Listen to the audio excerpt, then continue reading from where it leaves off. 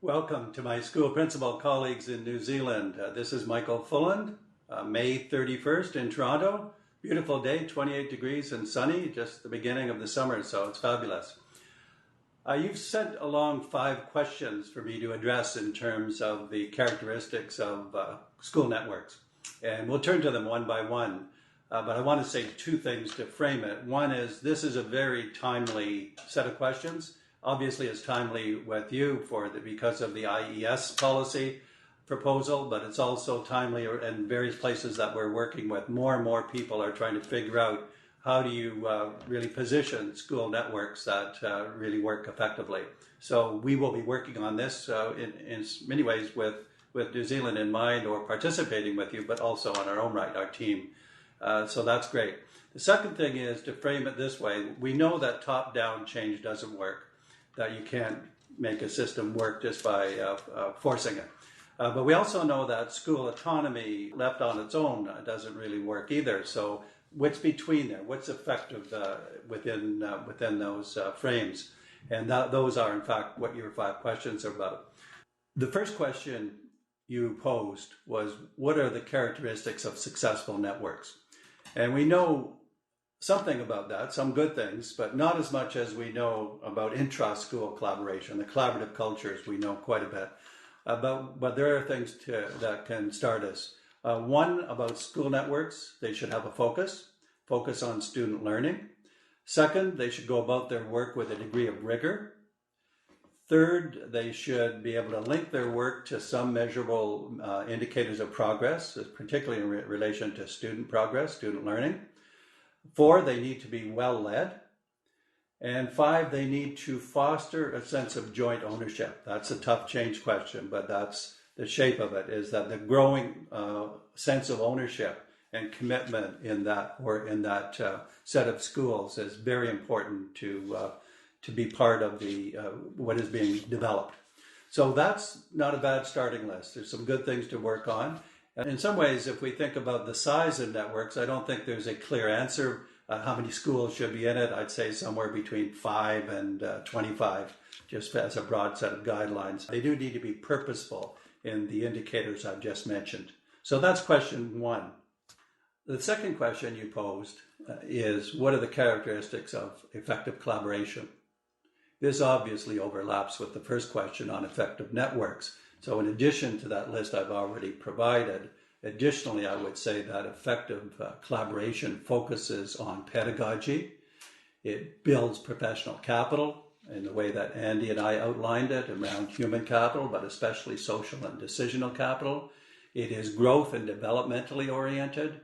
It has a transparency about it, the openness of practice and the openness of results. And it also is part of a bigger enterprise, a bigger set of ambitions, what I call system player. So a network is good within itself, but it also realizes we are doing something that's part of something even bigger than our network, the system, if you like, the whole country in the case of New Zealand. So this is a movement of building the capacity across schools, but that capacity is purposeful and focused, and is aimed at strengthening the capacity of people to work together to get the results that haven't been achieved before. The third question, what are my thoughts on imposed collaboration? This is the nub of the matter currently in New Zealand, and the short answer is it doesn't work for obvious reasons. People don't buy into it. It gets superficial compliance at best. For example, when PLCs, professional learning communities, have been required, they have resulted in what Andy has called contrived collegiality. So this is something in itself that we know is not going to produce the results. So the conditions under which collaboration will work is another question, and we'll turn to that in the fourth and the fifth questions. But imposed collaboration or imposed anything really doesn't result in the degree of change that anybody will see as effective. The fourth question is, what are my thoughts on the current IES policy proposal from the government with its 4 roles and its community of schools, sets of schools? And I think it's a point of departure. That's the way I look at it. It's something that's meant to provide focus, that literally the way it is, it needs further discussion and development. We could talk about that. I will talk about that in relation to question 5. So as a bold policy statement that coming out of the blue, so to speak, it's got good intentions, it's got good possibilities, but it needs to be further developed. The 5th question was, given all of my experiences, different countries, what are the critical issues that I think you should focus on? And I'll say, given my knowledge of New Zealand as well, I think this is an opportunity worth being proactive about. I think it has to be developed. The criteria that I mentioned in questions 1 and questions 2 have to guide the process. I think you should assume that there are variations of success and acceptable alternatives, as long as they're focused and are likely to get results. So I think it's time to be proactive. And the issues are, what are your guidelines? What are your criteria of success? And not ask the wrong questions. Wrong question would be, we need school autonomy. That would be a wrong question. A right question is, what would schools working with other schools look like if they were very purposeful and they were really focused on getting results? What are those characteristics? How can we kind of put ourselves on the line for that? So clearly it's a back and forth relationship with the ministry and with the government about this. And I do hope to be part of it, as I said.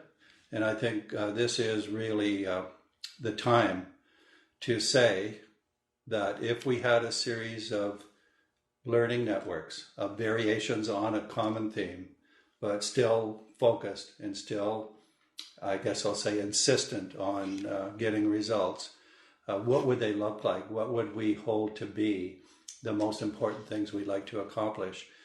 So I would say that, in summary, that anything that the principals, for example, think that they haven't accomplished in the current system, which is a combination of individual autonomy and some networks here and there, is how could they take advantage of this policy? How can they test the kind of development of possibilities? How can they agree at developing some things that will be effective?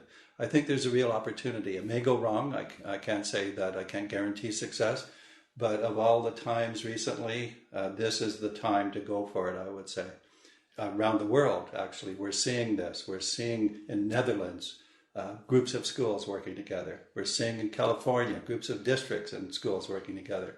So this is a trend, and I think you can help lead the way around converting school autonomy to network collaboration that gets results that you're satisfied with and that you're excited about and that really contribute to the success of the country. Thank you very much.